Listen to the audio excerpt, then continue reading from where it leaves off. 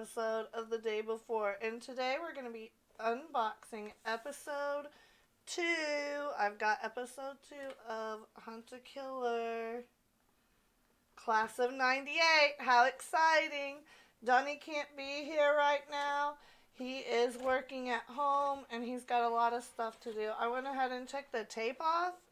So I'm going to go ahead and just open up. I'm so excited. Oh my gosh. So, last time there was like a koozie that was in a box that you could see when you first opened up. But today it's like even more exciting because we have like 2 pieces of evidence right on top. Here, can you see? A tin and then a ring. So let's open those up first and see what that's about. Whoops. Sorry about that, folks. Okay, so we have an evidence bag. Let's check out this evidence bag and see what's inside. Oh, look. It's kind of cute. I like it. So this is a piece of evidence. Oh my gosh, there is something inside. Look. It's a prescription. So very cool. Alright. Let's read this. Okay, so it's from Dr. Foster, MD, General Clinic, 1918 Spring Street, Champaign, Illinois. So this is not from the town they live in. Arthur Hughes, diazepam, dispense 60 for anxiety, refill 6 times, generic substitution, okay. And then it looks like maybe Dr. Foster's signature, or we could look at the handwriting on this and compare it to the signatures inside of our yearbook that we received in the last box. Very cool. And that came inside of this cool tin, which I will be reusing. I love stuff like that. So I'm kind of excited I'll have stuff I can use from this box. Now next we're going to open up the ring and see what that says. Excuse me, folks. Okay, so it's in another evidence bag. Looks very official, right? Except the chain of custody hasn't been filled out. Michelle Gray, come on, step up your game. You're supposed to be a private investigator, right? So, it is a class ring. Chestnut, is it Chestnut Falls High School?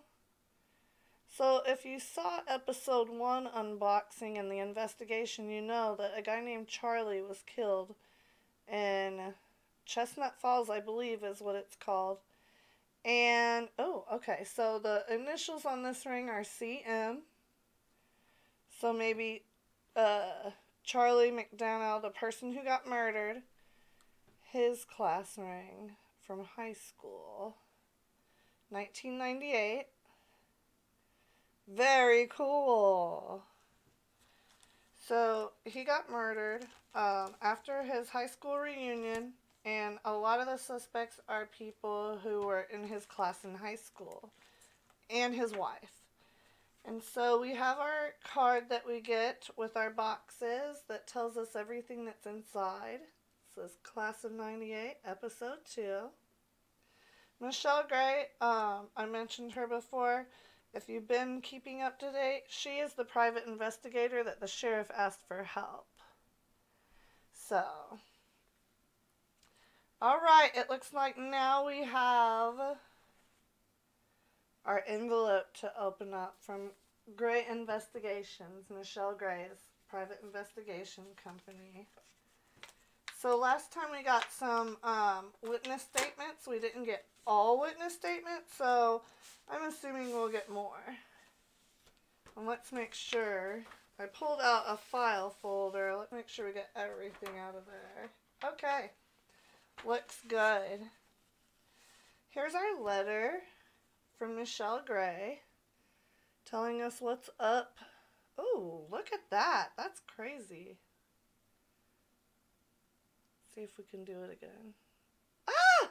Oh my gosh. So, it's a letter from Michelle Gray, Gray Investigations. Hello, I hope you had the chance to look through all the material I previously sent, because I have even more for you this time.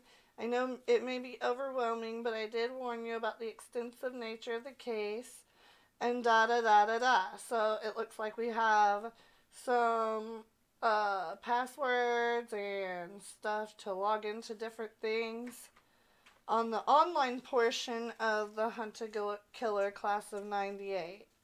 And now I'm opening the case file folder that we got this time. It looks like on top we have, oh, look at that. Here, let me see if, wow. Okay, so it says class of 98 reunion. And it says registration 6 p.m. plus time capsule activity is at 6 p.m. 6:30 is greeting. 6:45 buffet dinner. 7:30 to 9 is socializing. And then it has where are they now? And some info about where people are now that they've graduated. And we have some of the suspects in the case on here. We also have the person who is murdered. I do not see the private investigator listed, so we'll have to look through that in the investigation portion in our next video. Let's dig into the case file, because we have an oh, can you see it? It's an autopsy report. Fun. So it looks like Dr. Kara Duncan was the medical examiner, and the autopsy was authorized by Sarah McDonough, who is Charlie's wife, the wife of the deceased. They marked out his social security number because we shouldn't have that information for sure. Toxicology is delayed. And it lists the clothing he was wearing. Interesting, he was wearing one white sock and one gray sock. And it says what happened during the external examination and internal examination. So I'll read over that and let you know what I find out during the investigation video. Woo! There's stuff falling out of the folder, so I'm going to put that in my lap and show you. A lot of stuff is falling out. Here, let me sit down on my lap, and then I'll show you what's the rest of the stuff in here, and then we'll move on to that. So that shows like injuries and things of that nature, the pathological diagnoses, the cause of death, the time of death. Here's another autopsy thing. And it looks like it's a transcript here of the 911 call. Aura McBride, Charlie's cousin, is the one who found him murdered and called the police. So, okay, so we have all that there. Now let's move to the other side of this file folder where we do have more witness statements. This one is from Sarah McDonough, the wife. It's labeled 1 of 4. Now last time they were out of order, the witness statements. It went from 2 to 5, then 3 to 5, or 2 of 5, 3 of 5, 1 of 5, 4 of 5, and then 5 of 5. So, we have 4 witness statements, it looks like, in here. The first is from his wife, Sarah McDonough, and we'll go over that on the investigation video. Next we have Robyn Duprees' witness statement. This is going to be interesting. Robyn Duprees was Charlie's girlfriend in high school. So I look forward to reading over that. Nicholas Matsoukas his witness statement. He's another suspect in this case. Anita Patel, her witness statement. And if you remember from the last video, Anita Patel wrote an article that was very harsh about the private investigator Michelle Gray. So it'll be interesting to see what she said. And oh my gosh, there is an email that says, regarding "you effed up again, Charles McDonough to Susan Lee." So I'm going to read over that, and that'll be also in part of the investigation video. So it is back and forth emails between the two. That's interesting. I cannot wait to see that. Now it said, oh, okay, so this is a lawsuit. Susan Lee, plaintiff, versus Main Street Drugstore and Pharmacy. Well, that's interesting. So Charlie McDonough is a pharmacist. So this will probably be very important to the case. I can't wait to read over that. It is 2 pages long. Now we're getting to the part where everything dumped out of the folder. So I'll look over the stuff that fell into my lap. We'll close this case file up. Let's look so far at our little list of items and see if we're receiving. I got that letter from private. Yep. Not that yet. It looks like that may be in the stuff. Email chain, yep. Legal complaint, yeah, I think so. Okay, yeah, I think we got everything in our list of stuff that's supposed to come in the box.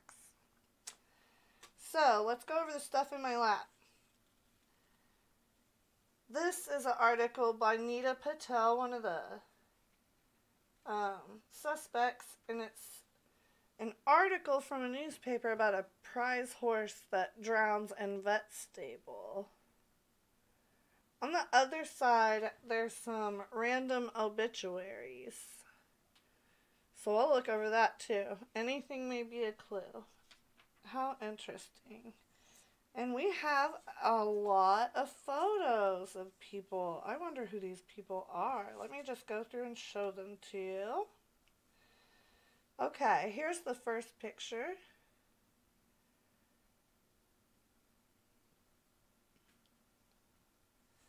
Here's the second one. Maybe this is what the suspects look like today. If so, I think that would be Susan Lee. I don't know who this one would be. Hold on. I think that would be Arthur Hughes.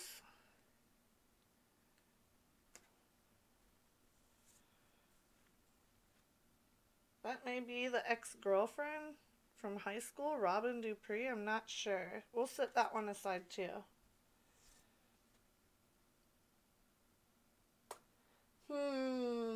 The middle person looks like it may be the Nicholas Matsoukas guy, but I'm also not sure about that person either. That's Charlie McDonough's cousin, Ora McBride. She actually found him in his car after he was murdered. That's probably Gavin Nash, if I could guess from the clues that we've gotten so far. I'm not sure who this is either. And I'm not sure who this is. So these people I'm gonna have to try to figure out. These two, this lady, and this lady. So it'll be nice to know what they look like today. All we basically know is what they look like in high school. And our final thing that came in the box is a letter. Charlie McDonough and Robyn Duprees forever. So this is obviously from Robyn to Charlie. Because it's right here. It says CM and RD forever. So let's read a little bit of it. It's dated February 13th, 1998. Charlie, this is my 5th time trying to write this, so fingers crossed if it actually turns out right this time. Today I realized what I want the rest of my life to look like. Don't freak out, I promise this is a good thing. It's pretty clear that my parents will need me to take care of the farm sometime soon. They aren't young and I'm the only kid. It's hard, but I'm good at the work. I'm alright knowing that I have a future of long days and dirt under my nails ahead of me. That's just the way my life is going. And so on and so forth. We won't read the whole letter. I will bring forth any pertinent information that is in this letter that regards the case. Oh, wait a minute. Okay. So it does have a PS on there. And it says, when I got home, I listened to Jules' morning song over and over and over. It's track 6 on your mix. So in her yearbook, under her yearbook photo was a quote from Jewel. And it left out one of the words in the lyrics. So, that's interesting. I'm going to go ahead and look over all this really cool evidence, the new witness statements and everything. And I will be making a video about the results of my investigation. Hopefully Donnie will be able to be with me on that one. And, yeah. I'm going to get off of here because I'm going to go dig into this right now. So, I will see you guys next time. I'm out.